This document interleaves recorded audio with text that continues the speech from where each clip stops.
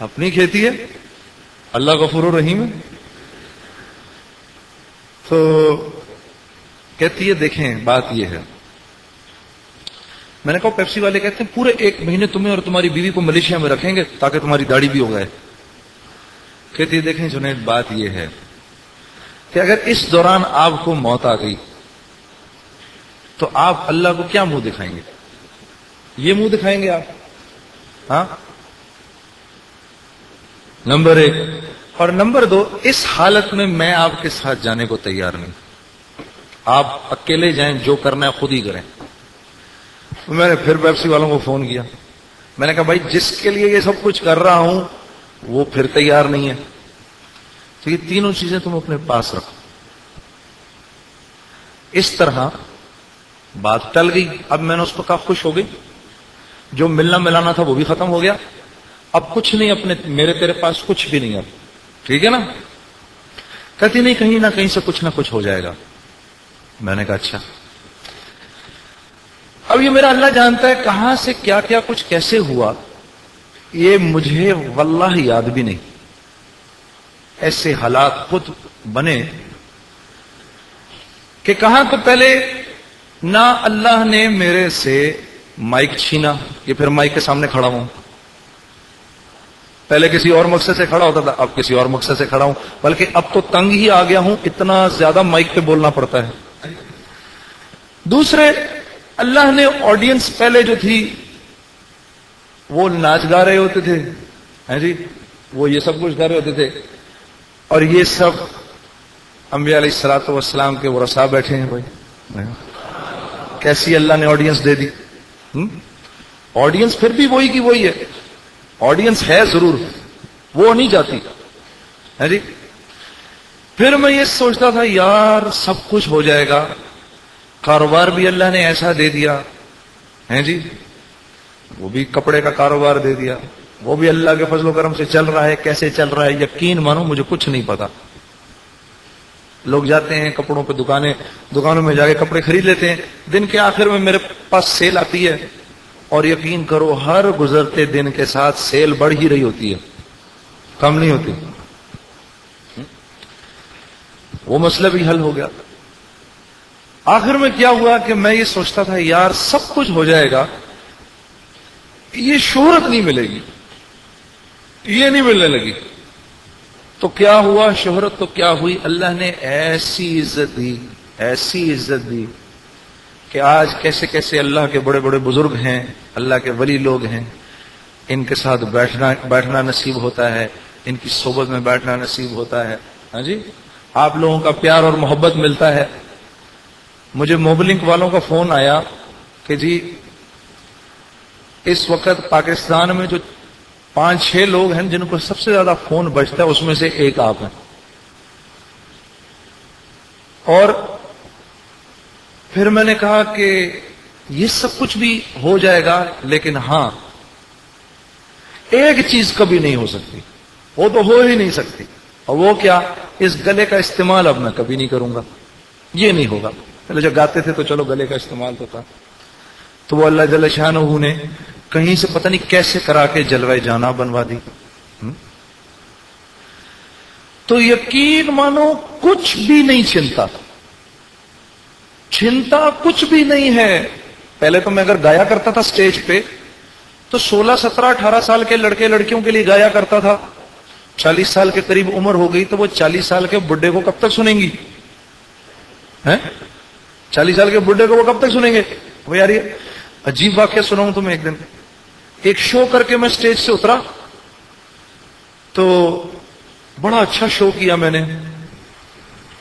ابے اپنے لحاظ سے تو اچھا ہی کیا یار. ہاں جی،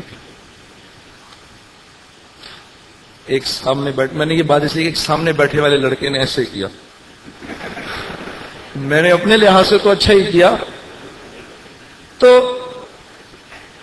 جب کر کے میں اترا تو میرے ادھر بھی گارڈ کھڑا ہوا، ادھر بھی گارڈ کھڑا، مجھے میری گاڑی کی طرف لے کے جا رہے ہیں. میں ایسے بڑا تبلیغ میں لگ چکا تھا تو میں بھی جا رہا تو پیچھے سے مجھے کوئی 16, 17 سال کے لڑکے کی آواز آئی، اوے جنید. یہ آواز مجھے اتنی بری لگی. میں نے کہا یار یہ پیچھے مڑ کے دیکھا 16-17 سال کا لڑکا میری طرف بھاگتا ہوا آ رہا ہے. میں نے کہا یار اس کو تھوڑی تمیز ہونی چاہیے تھی. اوے جنید یہ کو بڑھانے کا طریقہ ہے کسی کو؟ تو میرے اس کو جنید بھائی کہتے کچھ کہتے. پھر مجھے خیال آیا جو حرکتیں آپ کر رہے ہیں اسٹیج پہ کھڑے ہوئے, آپ کو کیا کوئی حضرت کہہ کے پکارے؟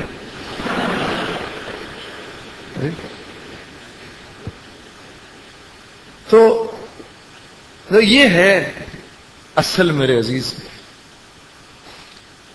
آدمی اپنی نسبت سے پہچانا جاتا ہے. ہاں جی, نسبت صحیح ہو جائے تو لوگ گانے والوں کو بھی حضرت حضرت کہنا شروع کر دیتے ہیں, اور نسبت خراب ہو جائے تو بس کیچڑ ہو جاتا ہے معاملہ. بالکل یہ تو نسبت سے سارا معاملہ. یہ بات میں نے, تم نے, ہم سب نے پوری امت کو بتانی ہے.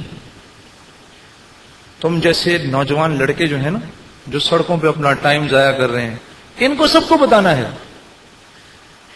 یہ سمجھ لینا کہ میں عالم بن گیا, میں نے بہت بڑا کام کر لیا. کام تو نے بہت ہی بڑا کیا, اس میں تو کوئی شک ہی نہیں ہے. لیکن یہ اللہ کے فضل سے, کیونکہ مالک کا فضل تھا تیرے اوپر, یہ تو نے کر لیا. ٹھیک ہے. وہ جو ابھی مجھے مولانا نے 2 لڑکوں سے باہر ملوایا, مجھے اتنی دیکھ کے خوشی ہوئی کہ وہ نوجوان لڑکے جو کہ اپنا وقت ضائع کر رہے ہیں سڑکوں پر مارے مارے پھر کے, جن کو بیچاروں کو, جن کو کوئی بتانے والا نہیں کہ تو زندگی کیسے گزار. بھائی تم تو خوش قسمت لوگ ہو, کیسے کیسے اللہ والوں کے ساتھ تمہارا اٹھنا بیٹھنا ہو رہا ہے. ہاں جی, دن اور رات تمہارے ان حضرات کے ساتھ گزر رہے ہیں, تو تم لوگوں نے تو ٹھیک ہو ہی جانا ہے. لیکن باہر والوں کا, بے طلبوں کا کیا ہوگا؟ ان تک کون جائے گا؟ ہاں, ان تک جانا تمہارا میرا کام ہے نا. اور یہ جو آج محفل جو الحمدللہ آپ کے جامع نے یہ منعقد کی ہے, میں ابھی باہر بیٹھ کے میں صرف یہ سوچ رہا تھا کہ اس کے کتنے فائدے ہیں. میں حساب لگا رہا تھا اس کے کتنے فائدے ہیں. جب میں ایک شو کیا کرتا تھا, میں وہاں سے عرض کر رہا تھا, جب ہم ایک شو کرتے تھے تو اس کے نتائج پورے معاشرے پر پڑتے تھے, پورے شہر پر پڑتے تھے. شو ہوا کسی ہال میں یا ہوٹل میں, تو 6 مہینے بعد بھی لوگ آ کے مجھے بتاتے تھے کہ جی ہم نے آپ کا وہ شو سنا, اس میں آپ نے فلاں گانا ایسے گایا, اور وہ اس کا یہ مزہ تھا, اور یوں تھا اور یوں تھا. ایک دن ایک لڑکا میرے پاس آیا, نوجوان لڑکا, کلین شیو, بالکل ٹائٹ پتلون, قمیض, یہ وہ, بانگ پٹی بنی ہوئی, بال سیٹ بالکل. جنید بھائی بڑی مشکل سے میں آپ کو ڈھونڈتا ہوا آیا ہوں ادھر. میں نے کہا اچھا کہاں سے آ رہا ہے تو؟ جی میں ملتان سے آ رہا ہوں. میں نے کہا اچھا کیوں آیا ہے؟ مجھے گانا سکھائیں.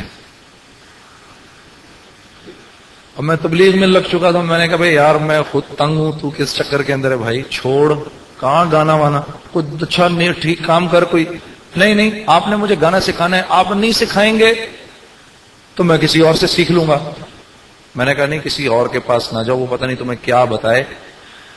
اچھا اب اس کو اندازہ تھا کہ یہ تبلیغ میں لگ چکا ہے تو کچھ ہو سکتا ہے, اب میں تیار نہ ہوں کسی طرح بھی اس کو گانا سکھانے کے لیے. اس نے کہا کہ میں دوسری طرف سے آتا ہوں.